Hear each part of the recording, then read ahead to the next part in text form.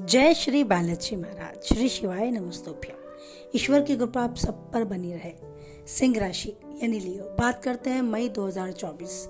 क्या कुछ लिखा है समय ने सिंह राशि से जुड़े जातकों के जीवन में, आइए जानते हैं। ये महीना सामान्यतः देखा जाए तो आपके लिए उतार चढ़ाव भरा रहने वाला है, इसीलिए आपको अपने जीवन में महत्वपूर्ण पहलुओं पर ध्यान देना होगा। जहां जहां आपको समस्या महसूस होती है उन पर ज्यादा ध्यान केंद्रित करने की आवश्यकता है। आपके स्वास्थ्य में उतार चढ़ाव प्रत्यक्ष रूप से आपको देखने को मिलेगा, इसलिए आपको सावधानी रखनी होगी। न केवल अपने स्वास्थ्य के प्रति बल्कि आपको ध्यान ये भी रखना होगा कि कोई चोट लगने की आशंका है, साथ ही कोई दुर्घटना भी घट सकती है, तो वाहन चलाते समय विशेष रूप से आप सावधान रहें। जीवन में होने वाले परिवर्तन को महसूस करें। अगर लाभ की दृष्टि से देखें तो ये लाभप्रद समय रह सकता है। अगर आप किसी व्यापार में हैं तो आपको लाभ के प्रबल योग होंगे। नौकरी में भी स्थितियां आपके पक्ष में आपको होती नजर आएंगी। अगर अपनी जॉब में आप स्थानांतरण चाहते हैं, ट्रांसफर चाहते हैं, तो उसके भी योग बनते नजर आएंगे। पारिवारिक जीवन में उतार चढ़ाव रहेगा, फिर भी परिवार के लोगों का सहयोगात्मक रवैया आपको देखने को मिलेगा। प्रेमी जीवन अनुकूल रहेगा। समय की आहट होगी कि आप अपने प्रियतम से और ज्यादा नजदीकी और गहराई से जुड़ेंगे। यह जुड़ाव आपके रिश्ते को और ज्यादा बेहतर और वैवाहिक जातकों के लिए अनुशासित समय देगा। जीवन साथी बहुत ही नपे तुले शब्दों में अपनी बात आपके समक्ष रखेंगे, जिसे आपको समझना होगा। इससे आपका वैवाहिक जीवन बहुत अच्छे से चलता रहेगा। हालांकि स्वास्थ्य की समस्याएं आपके जीवन साथी को भी घेर सकती हैं, इसलिए आपको न केवल अपना बल्कि उनका भी ध्यान रखकर चलना होगा।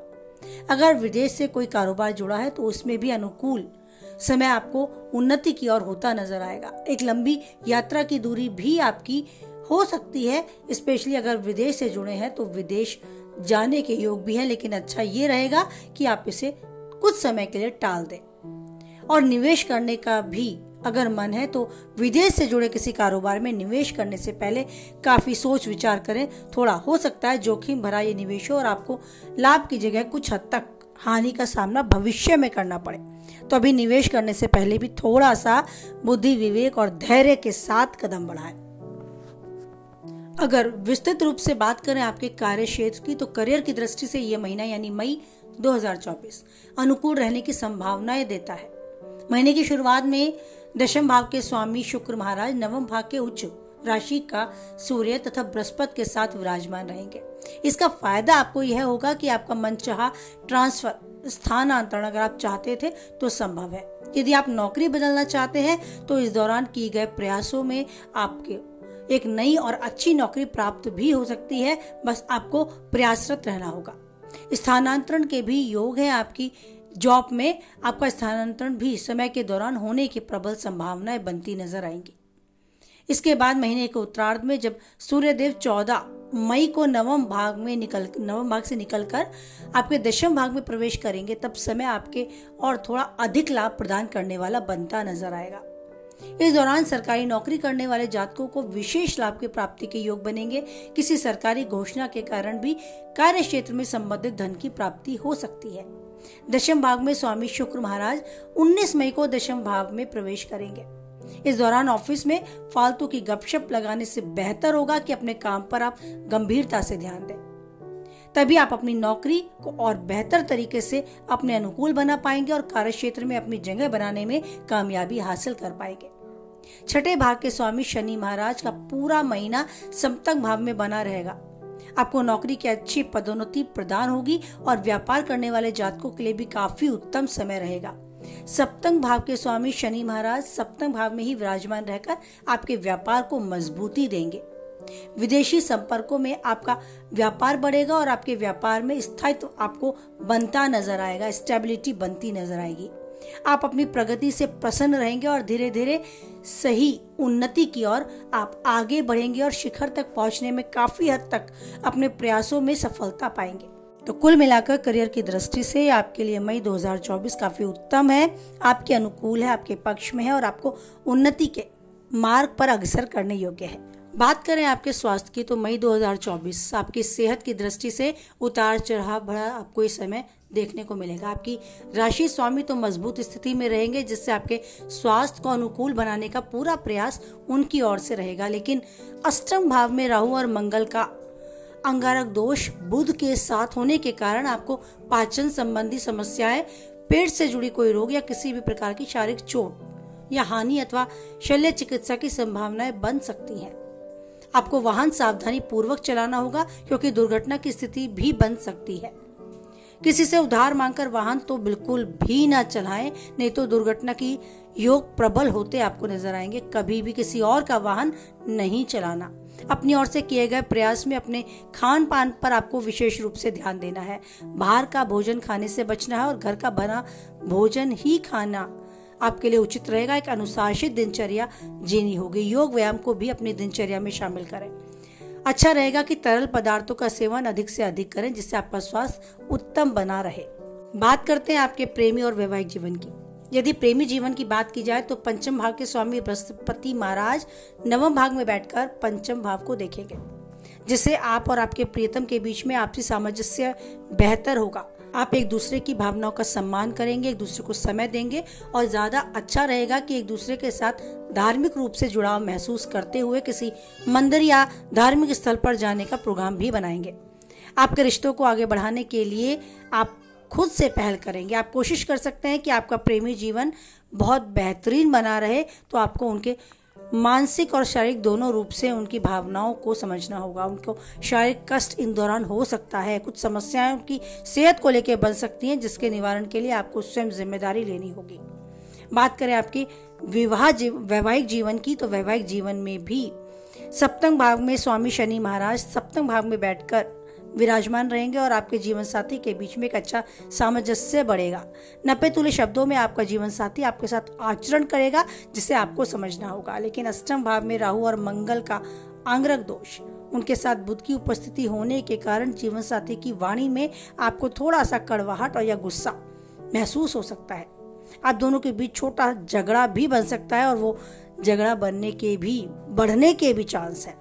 तो जीवन साथी के स्वास्थ्य पर भी ध्यान दें, उनकी मानसिक स्थिति पर भी ध्यान दें और उनके मन में चल रही उस उलझन को समझने का पूर्ण रूप से प्रयास करें। उनके मन में सुकून और शांति किस प्रकार मिलेगी, बेहतर तरीके से आप समझ सकते हैं और जानते हैं।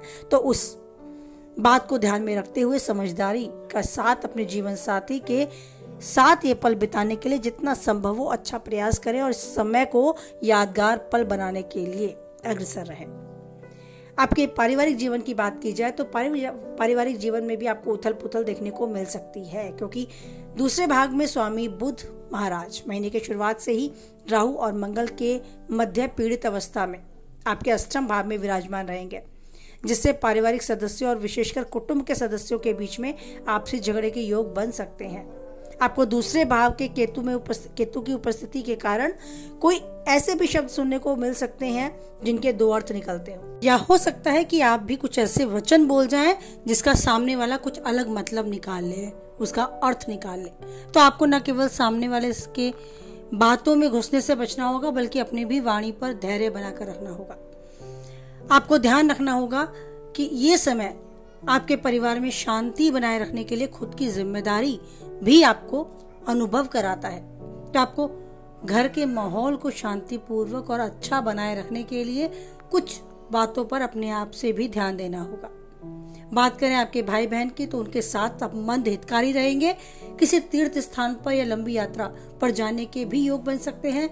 आपको अपने घर की माता के स्वास्थ्य के प्रति सचेत रहना होगा। उनकी स्वास्थ्य में थोड़ी सी गिरावट आपको महसूस हो सकती है। इन दिनों चल रहे मानसिक रूप से आपके जीवन में उथल पुथल को दूर करने के लिए और अपने जीवन में अपने आप को एक अच्छा सकारात्मक ऊर्जा से भरपूर पाने के लिए आप कोई छोटा सा उपाय भी कर सकते हैं। या तो रविवार के दिन बैल को गुड़ खिला सकते हैं, नहीं तो आप चींटियों को आटा और चीनी मिलाकर इसका भोग भी लगा सकते हैं। ऐसा कुछ करने से न केवल आपके बंद हुए रास्ते खुलेंगे जीवन में, बल्कि आपको खुद को भी एक ऊर्जावान मजबूती मिलेगी जीवन के हर पहलू पर, हर चुनौती पर खुद से आगे बढ़ने के लिए। एक आत्मविश्वास आपके अंदर आपको बढ़ता नजर आएगा। एक काम और है जो आपको सदैव करना चाहिए, उस ईश्वर के समक्ष एक बहुत छोटा बच्चा बनकर खुद को महसूस कराना चाहिए कि वो ही है जो अपना हाथ पकड़कर हमें आगे ले जाता है, हमें रास्ता पार कराता है। हम तो केवल माध्यम है। तो हम हर तरीके से उस ईश्वर पर निर्भर हैं, हमारे जीवन को जीने के लिए, हमारी हर सांस, हर दिल की धड़कन के लिए। कल क्या हो हमें नहीं पता, लेकिन हमारा भविष्य उस ईश्वर ने तय कर रखा है। तो हमारे जीवन में आने वाली बाधाओं को भी वही हटाएगा, हमें धूप से छांव की तरफ वही ले जाएगा। तो उसका धन्यवाद करना ना भूलें। एक स्वस्थ शरीर, स्वस्थ मस्तिष्क देने के लिए उसका सदैव धन्यवाद करते चलें। आप पाएंगे कि आपके जीवन में सारी बाधाएं स्वतः ही हटती जा रही हैं। करके देखें। खुद को सकारात्मक ऊर्जा के एक आवरण में पाने के लिए जरूरी है उस ईश्वर से कुछ मांगने से पहले जो उसने दिया है उसके लिए उसे धन्यवाद करते चलना। तो जीवन में आपके ऊपर ईश्वर की कृपा बनी रहे। जो चाहते हैं वो आप पाएं और उन्नति के शिखर तक आप यूं ही बढ़ते जाएं। आपके जीवन में आने वाली बाधा स्वतः ही हटती जाए। इसी के साथ वाणी को विराम देते हैं। कुछ हद तक आप वीडियो से सहमत रहते हैं तो प्लीज लाइक करके अपनी सहमति दर्ज कराएं। किसी के काम की बातें हैं तो उस तक शेयर कराएं। पहली बार चैनल पे हैं, बने रहना चाहते हैं तो चैनल को सब्सक्राइब करें।